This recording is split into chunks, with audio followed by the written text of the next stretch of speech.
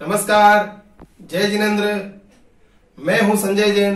आप देख रहे हैं प्रवासी एकता न्यूज। हर समाज, हर खबर। देखिए आज की ताजा खबर।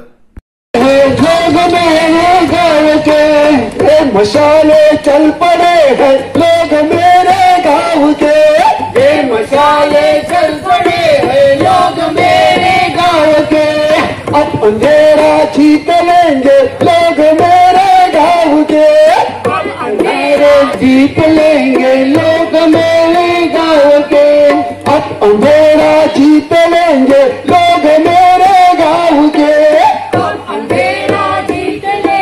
लोग मेरे गाँव के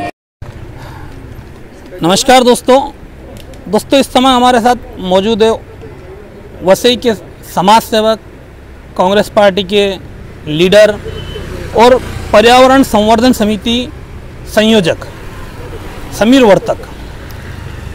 आज से ये अपनी कुछ मांगों को लेकर उपोषण पर बैठे हैं। यहाँ कांग्रेस पार्टी के और भी वरिष्ठ नेता, कांग्रेस पार्टी जिला अध्यक्ष भी दिखाई दे रहे हैं, कैमरे में आपको दिखाई दे रहे हैं।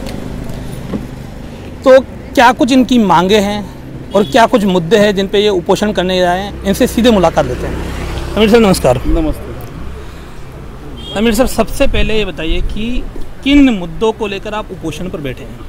देखिए, 69 विलेजेस की महाराष्ट्र जीवन प्राधिकरण ने मंजूर की हुई योजना जो 2008 में मंजूर हुई थी, 12 साल हो गए, अभी तक पीने का पानी नहीं। आप देख सकते पीछे पानी की टंकी खड़ी है। ऐसे 69 विलेजेस में पानी की टंकियाँ खड़ी है, लेकिन पानी अभी तक किसी को मिला नहीं है। महानगर पालिका ने पिछले साल लिख के दिया था कि सन 2017 में पानी दे दिया है करके, तो हमारा पानी है किधर? हमारा पानी हमको मिलना चाहिए। समीर सर, मैं आपकी बात बीच में काटूंगा। जैसा आपने अभी मेंशन किया कि पिछले कई सालों से आप सतत प्रयास कर रहे हैं कि इन गांवों में पानी पहुंचे, 69 गांवों में, लेकिन कहीं ना कहीं आपने इस मामले पर या पर्यावरण के मामले पर पहले भी भूतकाल में भी बहुत उपोषण किए हैं, तो उनका बेसिकली क्या आउटकम अब तक आया है? देखिए, 2006 से कांग्रेस के माध्यम से, बाद में यहाँ के परिवर्तनवादी लोगों के माध्यम से, बहुजन विकास आघाड़ी के खिलाफ जो लड़ रहे हैं उनके सभी के माध्यम से ये पानी का प्रश्न बार बार बाहर आता है, क्योंकि जब तक पानी नहीं मिलता तब तक ये आंदोलन होते रहेंगे।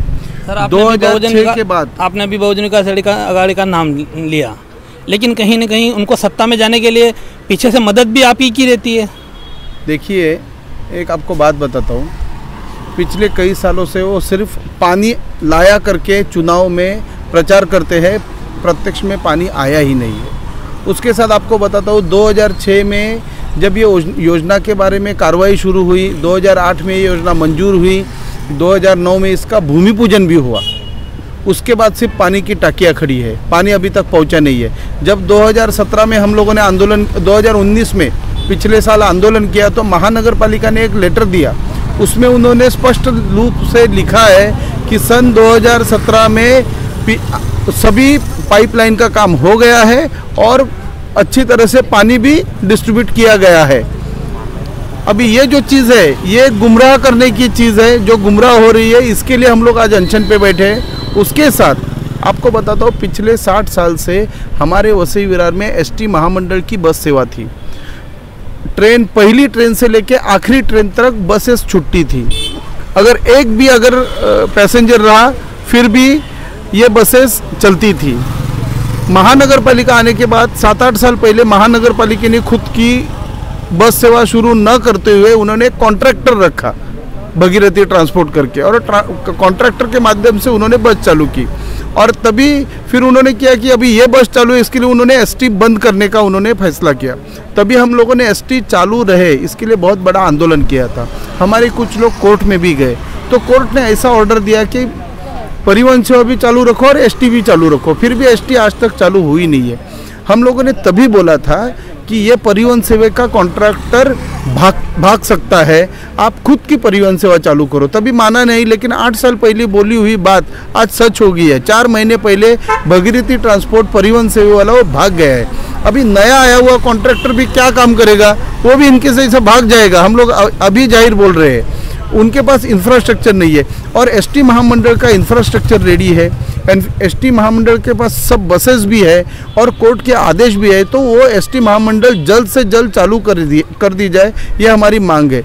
उसके साथ ही साथ पिछले 4-5 साल से वसई विरार बारिश में डूब रहा है। डूबने का कारण है कि जो नैसर्गिक जो पानी के मार्ग थे वो अनधिकृत बांधकाम के लिए बंद हो गए हैं। तो 2018 में आईआईटी और निरी के माध्यम से 12 करोड़ रुपए खर्च करके एक अहवाल तैयार किया गया। वो अहवाल के माध्यम से वसई विरार में होल्डिंग पॉन्ड्स बनाना बहुत ज़रूरी है, तो पानी वहाँ पर जमा हो सके जो शहर में पानी जमा होता है। लेकिन पिछले 2 साल से होल्डिंग पॉन्ड्स के ऊपर भी कुछ भी कार्रवाई नहीं हो रही है। तो इन मामलों को लेकर आपने कहीं पीआईएल में या कोर्ट में नहीं घसीटा है महानगर पालिका को? देखिए, एसटी महामंडल के बारे में हाईकोर्ट के ऑर्डर है, वो ऑर्डर के बावजूद भी एसटी चालू नहीं हो रही है। और रही बात जीवन प्राधिकरण की, तो ये सिर्फ टाकियाँ खड़ी है ना, इसके बारे में भी कोर्ट ने ऑर्डर दिया है कि जल्द से जल्द पानी दो करके, वो भी नहीं। अगर ये म्यूनसिपल कॉरपोरेशन यहाँ पर बैठे सत्ताधारी कोर्ट के भी ऑर्डर लागू नहीं कर रहे तो उसके खिलाफ हमारा ये अनशन है। तो आप सीधा सीधा ये आरोप कर रहे हैं कि कहीं ना कहीं कोर्ट की अवमानना की जा रही है ना। इनका बैकग्राउंड देखते तो आपको पता चलेगा कि ये कोर्ट का भी ऑर्डर नहीं मानते। और ये स्पेशली कोर्ट का ऑर्डर म्यूनसिपल कॉरपोरेशन को है, और कॉरपोरेशन ने जो सत्ता जो है वो सत्ता के माध्यम से कॉरपोरेशन उन्होंने अपने जेब में दबा के रखी है। आपकी 3 मांगों को हमने सुना और समझा। इसके अलावा एक विषय अभी के हाल ही के समय में 29 गांवों को महानगर पालिका से अलग किया जाने का चल रहा है, उस पर आपकी क्या भूमिका है? देखिए, महानगर पालिका से गांव बाहर निकालने के लिए वसई में बहुत बड़ा जन आंदोलन हुआ था। उसके माध्यम से वसई में एक इंडिपेंडेंट एमएलए भी चुन के आए थे। सभी के और वसई करके आंदोलन की वजह से 31 मई 2011 में वसई विरार महानगर पालिका से संधु समिति के रिपोर्ट के अनुसार 29 गांव बाहर निकाले गए थे। उसी 29 गांव को बाहर ना निकाला जाए, इसके लिए तभी के जो मेयर थे राजू पाटिल, उन्होंने हाईकोर्ट में पीआईएल डाला, रिट पिटीशन डाला कि ये गांव बाहर ना निकले। तब से ये ऑर्डर कोर्ट में पेंडिंग है। अभी बीच में आपको बताता हूँ, अभी बीच में एक कोर्ट से एक कोकण आयुक्त को लेटर गया। उन्होंने बोला था कि आप ये 29 गांव में क्या करना चाहिए उसके बारे में आप जानकारी लीजिए, सुझाव लीजिए लोगों से। तो उन्होंने वसई वालों को गुमराह करने के एक ऑर्डर निकाली कि आपको गांव महानगर पालिका में चाहिए या नहीं चाहिए। इसके बारे में उन्होंने गुमराह करने के एक ऑर्डर 12 नवंबर को निकाली। हमारे मैकेंजी डाबरे जो सहकारी है बाजू में, वो भी अनशन में है, उन्होंने इमीडिएट 12 नवंबर को आयुक्त को लेटर लिखा कि आप ये दिशा भूल करने का लेटर पहले पीछे लीजिए। कोर्ट ने पूछा है कि ये 29 गांव तो बाहर निकले ही है, लेकिन उसमें ग्राम पंचायत करनी है या नगर परिषद, वो सुझाव मांगे हैं। फिर 19 नवंबर को हम दोनों जाके विभागीय कोकण उपायुक्त मनोज रानडे साहब से मिले, उनको दिखाया कि आप किधर गलत जा रहे हैं। उन्होंने भी अपनी गलती मान ली। सुनिए ना, उन्होंने अपनी गलती मान ली और उन्होंने बोला कि वो आयुक्त से बात करेंगे। फिर उन्होंने आयुक्त से बात करके 24 नवंबर को दूसरी नोटिस निकाली। उसमें उन्होंने क्लियरली मेंशन किया है कि जब ये 29 गांव बाहर निकलेंगे तो उसमें ग्राम पंचायत करनी है, नगर परिषद, उसके बारे में नोटिस निकली। और उसके बाद सभी वसई तालुका में गुमराह करने की महानगर पालिका ने कोशिश की कि महानगर पालिका के माध्यम से एक ऐसा लेटर निकला, प्रेस रिलीज, कि जिनको महानगर पालिका चाहिए वो उनका आंकड़ा दिया और जिनको महानगर पालिका नहीं चाहिए वो एकदम गलत बात है और वो सिद्ध भी हुआ है। नहीं, ये तो आपका जो मुद्दा है गाँव को अलग किया जाना और नहीं किया जाना, इसमें टेक्निकल पॉइंट आपने बताया, वो उनको परे रख कर अभी एक सीधी सी अगर बात करें कि इन गांवों को आज के परिप्रेक्ष्य में अगर महानगर पालिका से अलग कर दिया जाए तो जो महानगर पालिका का जो बजट आता है या गांवों की हालत एक बार जुड़ने के बाद में फिर अलग होने के बाद गांवों की जो हालत होगी, वहाँ की पंचायत या जो फंड महानगर पालिका में रहते मंत्रालय से आएगा विकास कार्य में, वो क्या उन पंचायत को मिलेगा?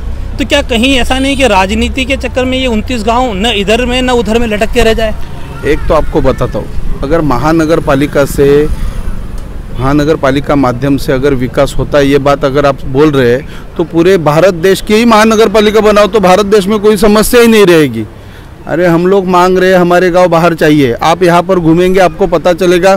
और ऐसे ही आप जाके वसई विरार में यहाँ के सत्ताधारी ने संतोष भुवन, नगीनदास पाड़ा, बिलाल पाड़ा, इतना कितना विकास किया है देख के आइए।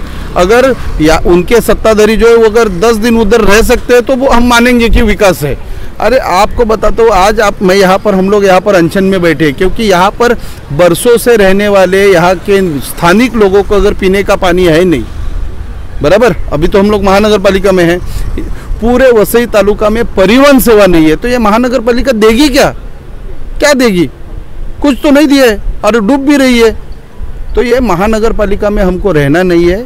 और आपको बताता हूँ, महात्मा गांधी जी ने भी संदेश दिया था कि गांव की तरफ चलो, आपको पता रहेगा, बराबर।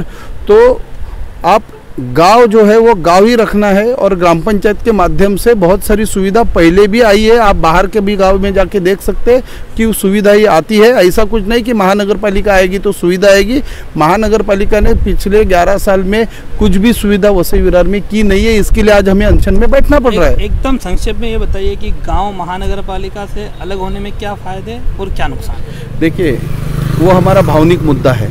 हमें हमारा गांव चाहिए, हमें महानगर पालिका में नहीं रहना है, बस बात खत्म। एक आखिरी मुद्दा है, आपसे बात कर रहा हूँ कि अभी जो ट्रेड लाइसेंस है उसके ऊपर कहीं ना कहीं आपका भी बयान हमने देखा है, आपने मीडिया में इस चीज़ को, ट्रेड लाइसेंस का विरोध किया है। ट्रेड लाइसेंस और विज्ञापन शुल्क को लेकर उस पर क्या आपकी भूमिका और उसके बारे में क्या कहेंगे? देखिए, ट्रेड लाइसेंस के बारे में हम लोगों ने विरोध इसलिए किया है कि पहले से व्यापारी वर्ग आपत्ति में है। लॉकडाउन के पीरियड में 8-10 महीने सभी बिजनेस बंद थे, तो लोगों की ऐसी ही हालत बुरी है।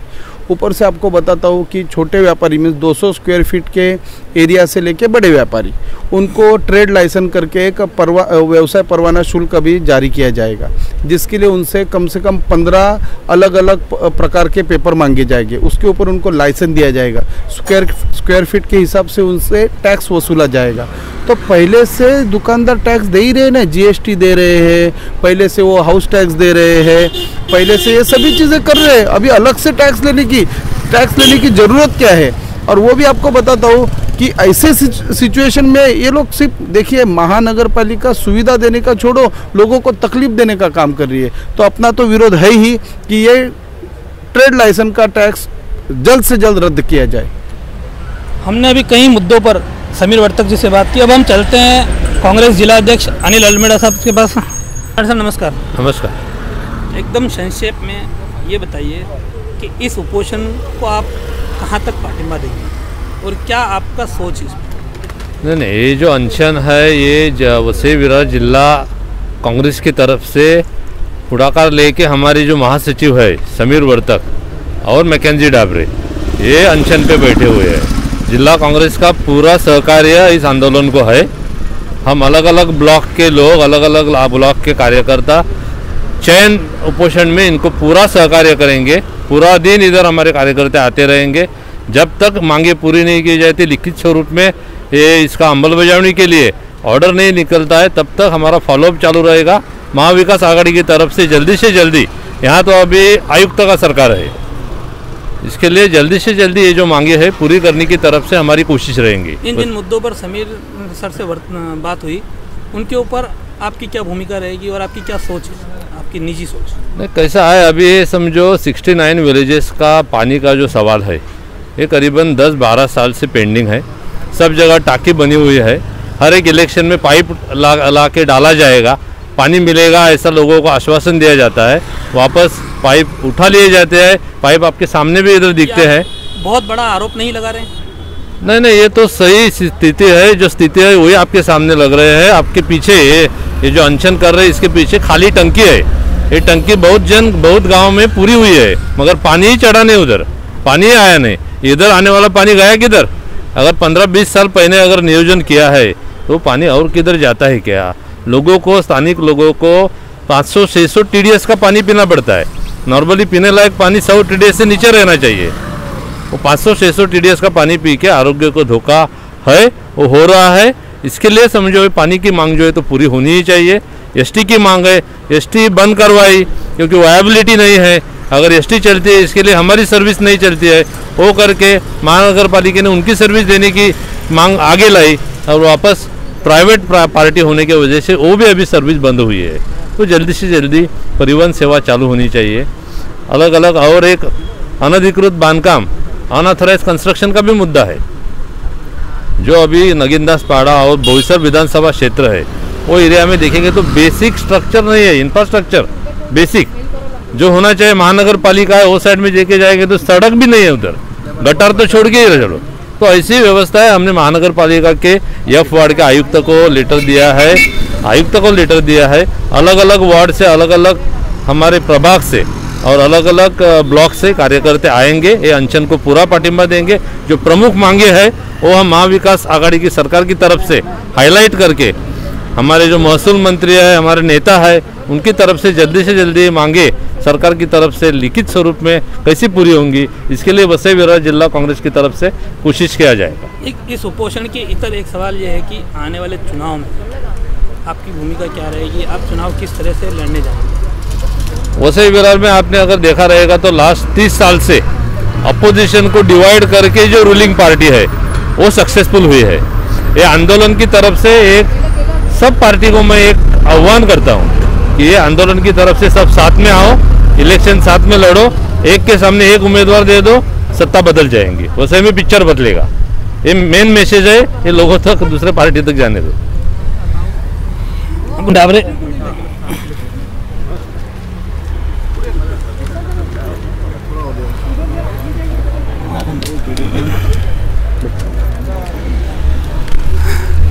नमस्कार मैकेनिज़र सर, बहुत विस्तृत चर्चा हो चुकी है, आप संक्षेप में अपने उपोषण के बारे में थोड़ी जानकारी। हम वसई में पीढ़ियों से रह रहे हैं और वसइयों के नागरिक जो है, यहाँ के नागरिक है, वो पढ़े लिखे हैं, अच्छी जगह पे काम पे जाते हैं। उनका सरकार से 3 ही डिमांड है। एक तो जो हमारे संविधान ने हमें बताया कि लोगों को मूलभूत सेवा सुविधा मिलना चाहिए। आज यहाँ के लोग पिछले 12 साल से लड़ रहे हैं कि हमें पीने का पानी मिले। उनके हक का पानी अभी तक उनको नहीं मिल रहा है, वो पीने का पानी मिले। साथ में यहाँ की परिवहन, जो यहाँ की एसटी सेवा थी, महानगर पालिका ने जबरन यहाँ की एसटी सेवा बंद की और पिछले 1 साल से हम देख रहे हैं कि यहाँ की जो परिवहन सेवा थी महानगर पालिका की वो बंद है।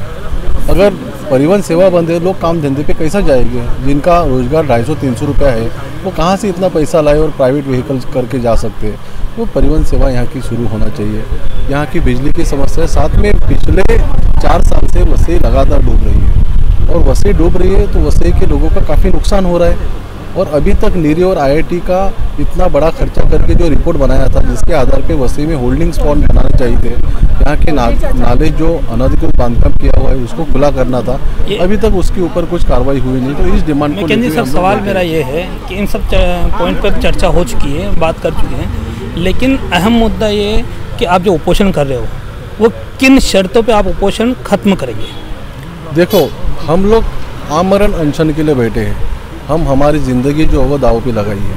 अब देश के नागरिक अगर मूलभूत सेवा सुविधा के लिए लड़ रहे हैं तो प्रशासन अगर इसके ऊपर कुछ नहीं कर सकते तो हम लोग भी हमारा अनशन छोड़ेंगे नहीं, चाहे हमारे जीवित हानि हो जाए तो भी चलेगा। जब तक हमारे ये जो मांग है वो मांग पूरे नहीं होते, शासन सिर्फ आश्वासन देने का काम कर रहे हैं। आश्वासन नहीं, हमें लिखित स्वरूप में कौन से दिन में, कौन से महीने में हमारे यहाँ पानी आएगा, कौन से दिन में, कौन से तारीख को यहाँ परिवहन सेवा चालू होगी, ये होल्डिंग पॉइंट कौन से महीने तक बनाएंगे, जब तक हमारा आयुक्त इसके ऊपर लिखित स्वरूप में नहीं देता तब तक हम लोग यहाँ से उठने वाले हैं। हमारे जो भी इसका जो हानि होगा, जीवित हानि होगी या हमारे जो भी अपाय होगा, उसका पूरे जिम्मेदार यहाँ का प्रशासन होगा। तो ये हम बात कर रहे थे, चर्चा की हमने सभी से, और किस तरह से कुल मिलाकर एक अगर लाइन में कहा जाए तो यही कहा जा सकता है कि कहीं न कहीं आज ये महसूस होता है कि वसई विरारकर जो है वो हमेशा से ठगा ही गया है। उसको कभी वसई विरारकर को सिर्फ एक मूवी में जैसे डायलॉग था, तारीख पे तारीख, जैसे यहाँ वादे पे वादे ही मिलते गए हैं। नाला सुपारा से यूसुफ अली।